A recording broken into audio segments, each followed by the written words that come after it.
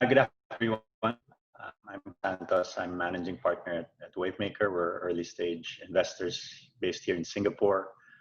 We invest primarily in enterprise and deep tech startups. So over 85% of our portfolio, more than 100 companies, are in enterprise and deep tech.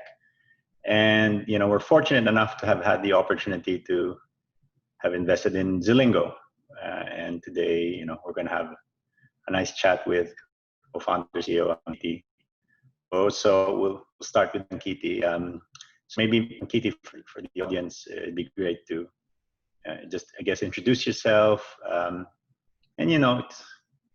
how did you get here? Like, what made you want to start Zilingo? What problem were you trying to solve at that time? Hi, Paul. Thank you for having me. Sure. First of all, actually, thank you to the event organizers for having me as well. And like Paul said, I think we're just going to have a nice chat about what's happening globally on supply chains. And before that, I'd love to tell you a little bit more about our company, Zilingo. When we started, the challenge was that merchants across the supply chain, especially in supply chains like fashion and beauty, some of them in adjacent supply chains, handbags, shoes, etc. There are a lot of middlemen between the people that are actually making the products and the people that are consuming the products. There are so many middlemen, and there's so little digitization and transparency across the supply chain that the leakages were just way too many. When we started the company, this was in 2015, and we spent a whole lot of time with designers and small merchants in Thailand and Indonesia and so on. And the biggest challenges they faced were some of the most, the fact that everything around them in the processes that it took to produce and sell the goods were completely non-digitized, right? So let's say you're a small designer in Thailand, or you're even a mid-sized brand, and you are selling on all the e-commerce platforms. But what happens to the product before it gets into your hands and before you list it on these platforms, right? So how did you procure the product? How did you pay for the product? How did you get visibility into the quality of the product? How did you decide which design you were going to choose? How did the sampling process work? How did the payment terms work? And literally everything across the supply chain, especially in fashion, was done almost in an analog way until it got to the point where the products were being distributed on different channels. So from the very start, we've been focused on really finding out what are all the needs of these businesses, of these various businesses that are starting to cater to customers in a digital way, but their own pain points are not resolved. And sort of that from that initial pain point, over the last 5 years, we've discovered that it's not just sourcing, but it's sourcing, it's financing, it's design, it's services, it's SaaS, it's how to run your business, it's inventory management. It's so many use cases that businesses across the supply chain need help in digitizing, and there's so much efficiency to be unlocked in doing that is what we've dedicated ourselves to. Great. So, just knowing a little about the history, I'll sort of click on maybe a few of the insights that you've shared with me over the years that I thought were quite interesting. One of them was just really the stark difference, I guess, between China and the rest of Asia when it comes to the digitization, especially on the manufacturing side. Do you mind sharing a little around that? What you discovered along the way, separating China and the rest of Asia?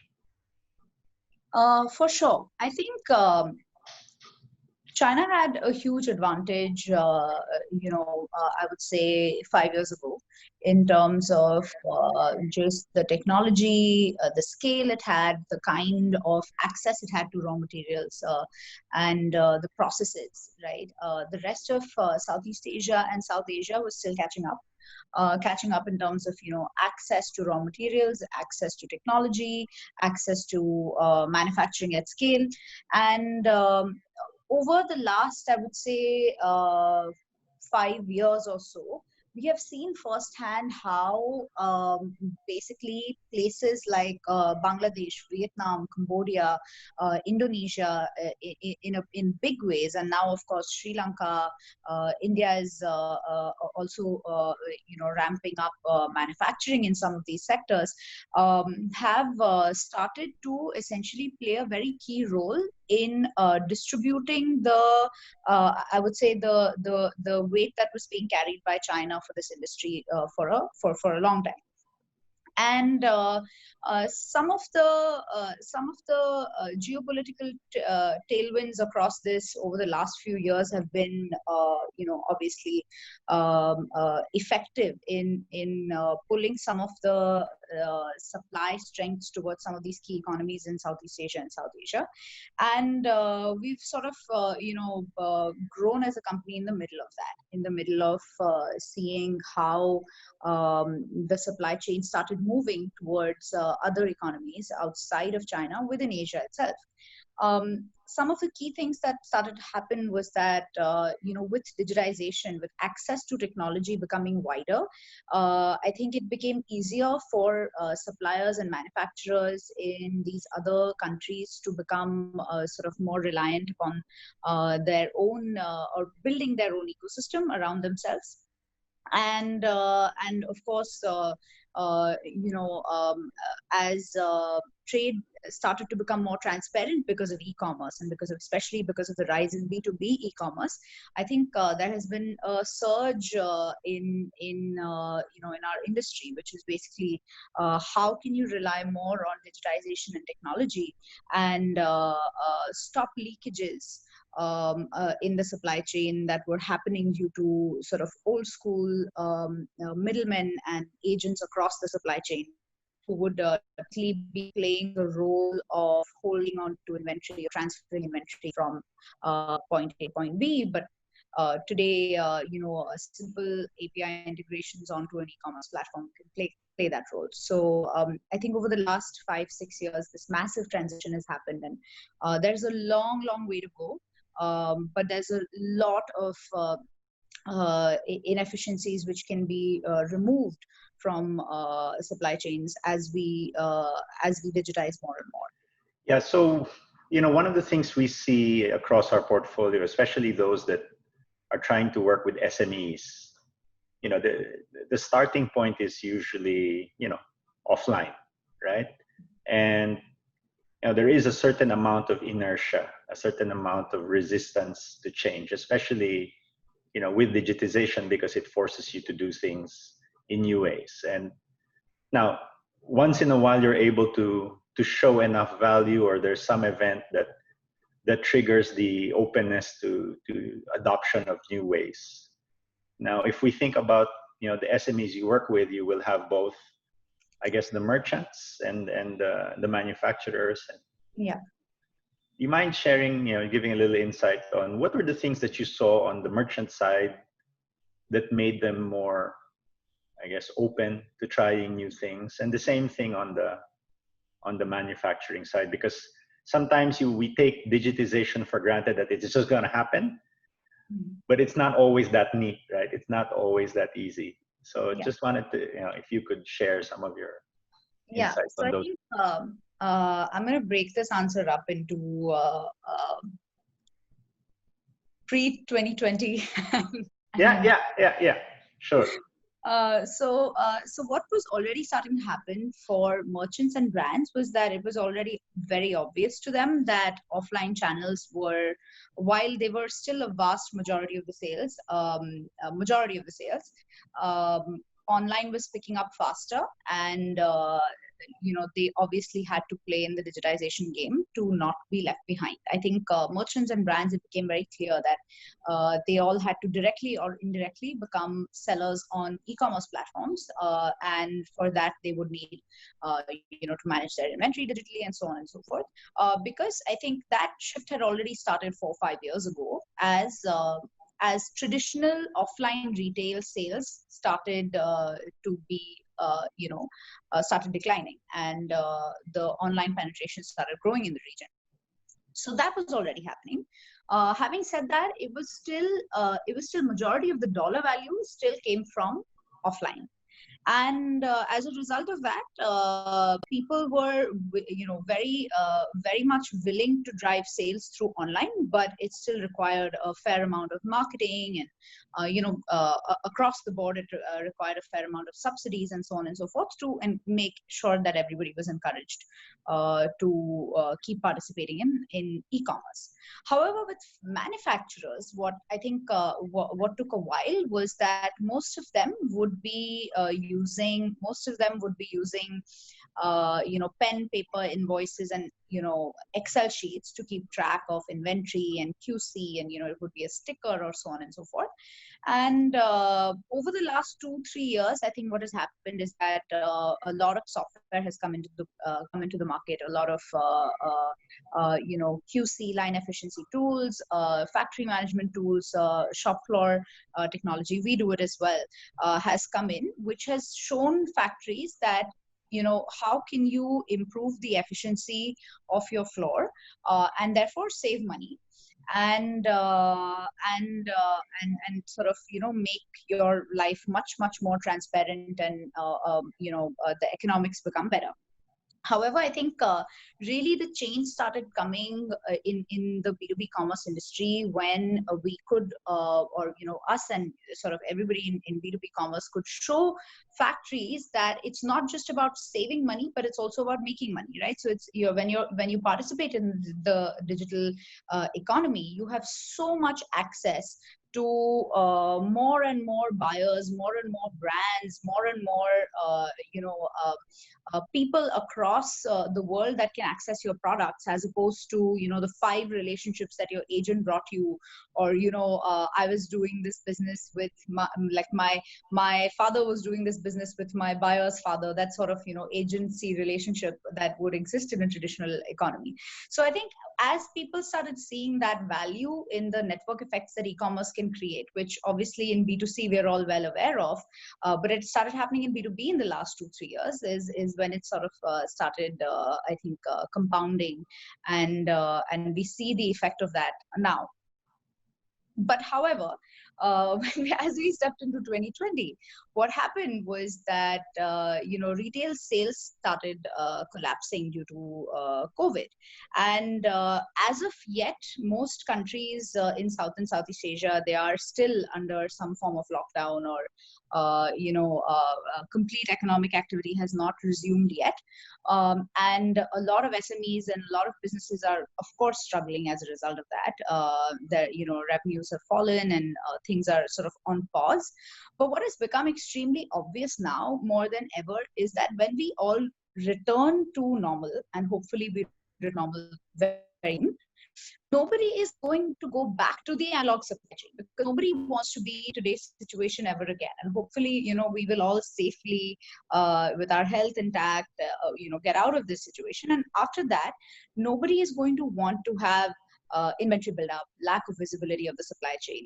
Nobody is going to want to have inefficient systems. So this crisis might actually propel us into a much more digital future in the supply chain, where everybody has visibility from the farm to the closet.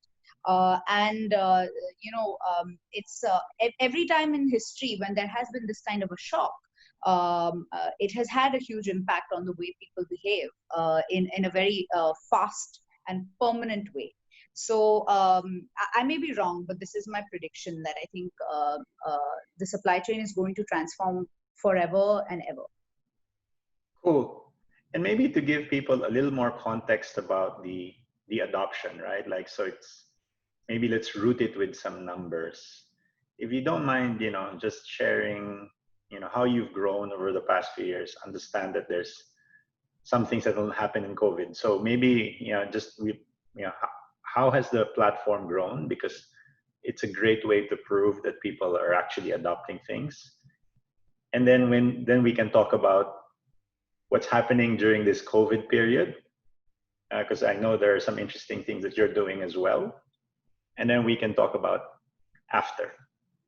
So maybe just to share, I guess, some figures, if you don't mind, around the growth that you've seen prior to 2020. I think it's like I said, it's not just about us.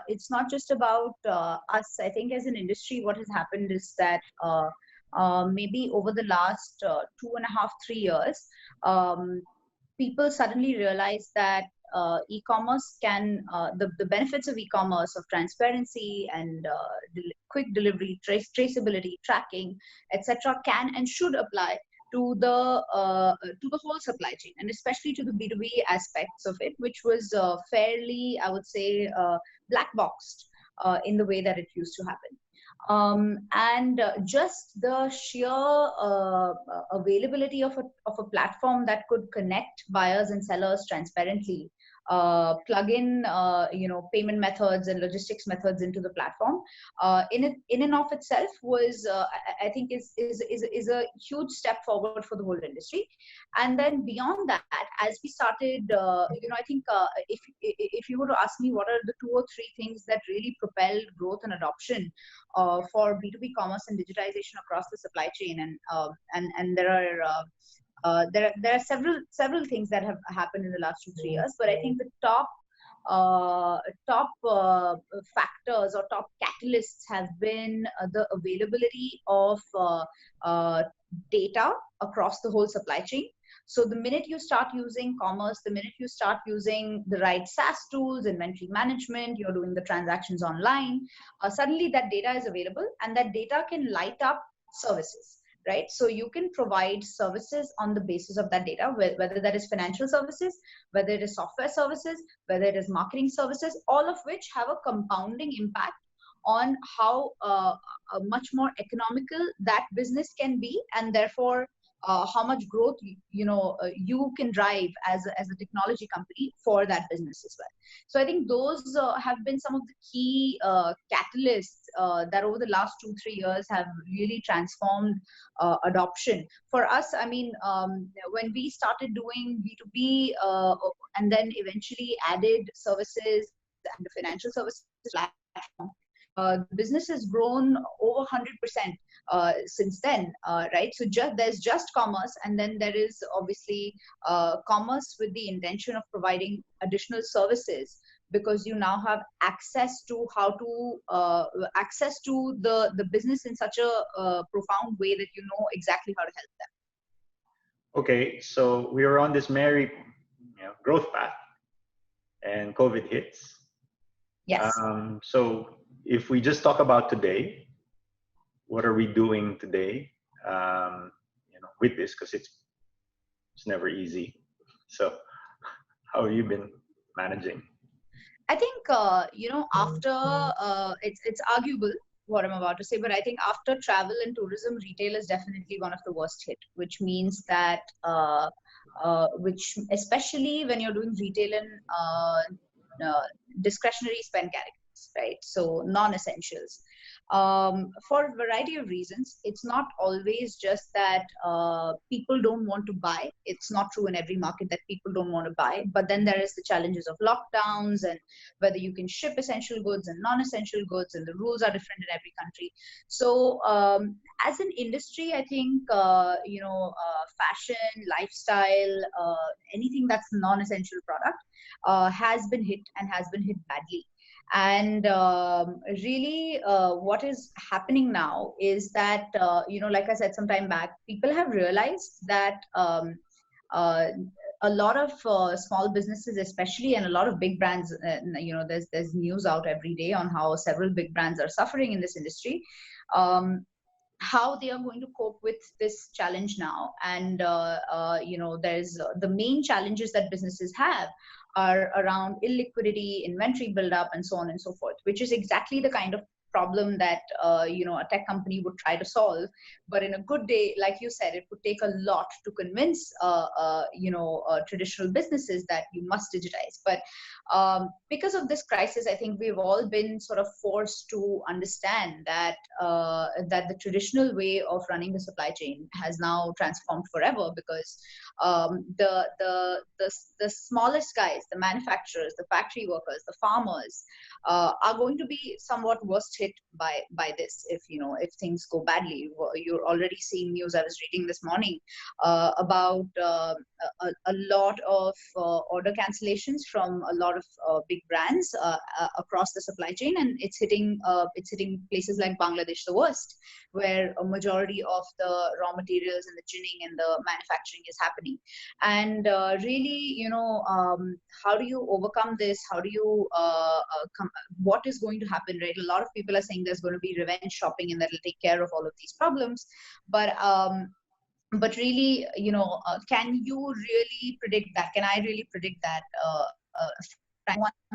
And to be in a situation where there is a surge in the number of businesses that want to adopt digital solutions, and what's expecting is that we will suddenly see that everybody will want to adopt more transparent and more digital solutions across the whole supply chain, and there is no way that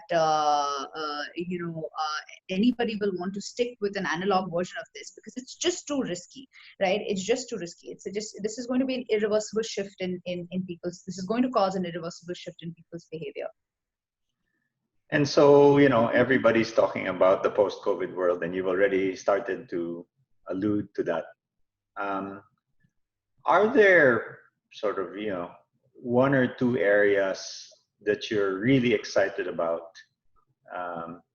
assuming things go back to normal? So we'll be optimists, right? Like a vaccine will be found, something will be found, right? Like this too shall pass.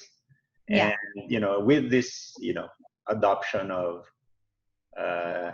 sort of digital technologies for your supply chain, it's probably harder to see the effects in the short term, just because, like you said, things are at a standstill. So what are you excited about sort of looking out?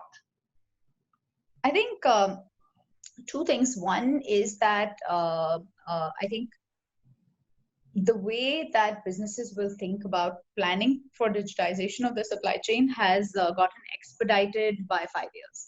Right, so it is not the sales pitch is not, listen, technology will drive efficiency up by X% or Y%. It's that, listen, do you ever want to be in a situation where you have illiquidity, inventory buildup, and no visibility into where your supply was coming from or where it was going to? And if there is any amount of optimization that you can do on your business and reduce that risk of ever being in the situation as we are all in today, would you take it? And digitization is the only answer. So I think in some ways, the digitization of the supply chain has moved up 5 years, right? I think you'll see that if you look at the it's not just the e-commerce industry. It's not just B2B e-commerce or B2C e-commerce or online shopping. The penetration of online shopping in the way obviously it's been behaving in the last few weeks. But also you'll see that in efficiencies in the shipping industry or in the transport and logistics industries and logistics startups and so on and so forth. And I think collectively the view is becoming stronger and stronger that we are going to be propelled into a much more digital future for the supply chain very, very quickly. I think within a year instead of 5. So I'm definitely excited about that. And the other thing is, I actually think that consumption is also going to change. It'll become a little bit, I think there's going to be more conscience in consumption, which is a little bit of an antithesis to everybody who's saying there'll be revenge shopping and there'll be return of luxury in a big way.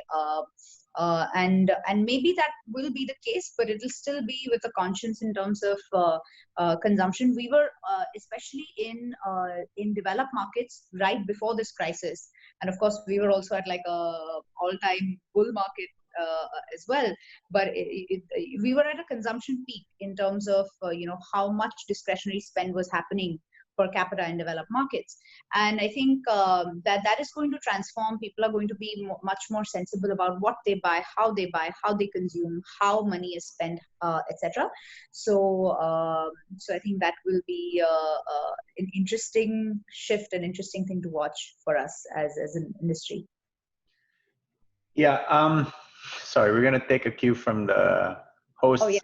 are there questions from the audience, or should I just continue? I don't want to hog all of this.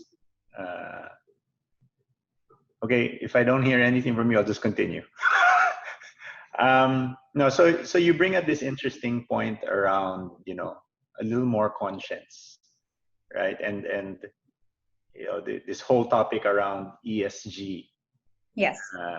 and the supply chain. Like, sometimes you're always afraid, these buzzwords are all that, just buzzwords. Mm. But do you feel that ESG is going to be even more relevant in your industry, in fashion, in supply chain, and what are sort of practical ways that you see it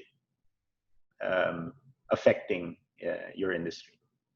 I think, even before the COVID-19 crisis and the pandemic, there was already, people were talking about ESG a lot. People were talking about sustainability, especially, a lot. And I think it has been a buzzword for a while. People have been speaking about climate change, etc. But it has actually, it was really quite real in terms of what consumers were starting to demand from brands.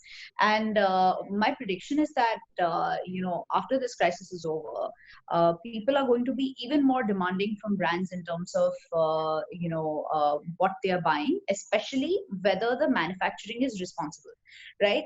And I think that's the part of ESG that's almost not it's not, you don't feel like you're reaching for the moon because it's not the most sustainable fabric, or it's not something that is biodegradable necessarily, but simple things like, where was it made, who made it, was it made under the right conditions, was there fair wage practices across the supply chain when, as the product got to me, and so on and so forth. And I think that sort of thing has become extremely important to consider for consumers, as we have seen how the virus has made some of the most marginalized people across the supply chain suffer. And I don't think any of us will want to contribute to that in the future. Okay, so we got a question from the audience. So we have about 3 minutes. So, somebody got something in. How large of an infrastructure is required to grow the manufacturer base? Was this sort of, I guess this is internal to Zilingo, or if you want to talk industry in general.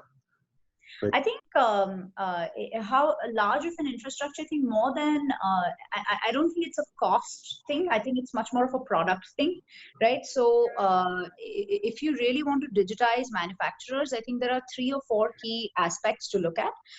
One is obviously managing inventory and digitizing inventory and sell through of those inventory from factories into various brands. The other is tracking, line efficiency, shop floor performance, and essentially digitizing that entire aspect of how many people work in how many lines, and how many machines do I have, and how do I track performance across all of that. Then I think there is the aspect of quality control, which is that, was this product exactly made by the specifications that were expected, and can I then have a more efficient output, as a result of which we can push for more sales and optimize economics. And the fourth is just, how do you use all of this data and provide financial services to them. So I think if you can have key products synced together, and I think it's like maybe it's a consortium of B2B startups that solves this problem, and then you make it accessible at scale, it can happen pretty fast. Okay, we got 1 minute, so unless you had any parting thoughts or anything you wanted to. No, I think I wish you all health and safety, and hope you all do well in isolation. I know it's super hard, so just take care of yourselves. Yeah, and I'd like to thank Ankiti for candid sharing. I'd like to thank Smartkarma for putting together this conference and for inviting us over. Again, I'm happily conflicted also, because we were also early investors in Smartkarma, and I really appreciate the effort you've put together for this show. So on that note, please all stay well, and thank you for joining us for this chat. Bye. Thank you both again so much.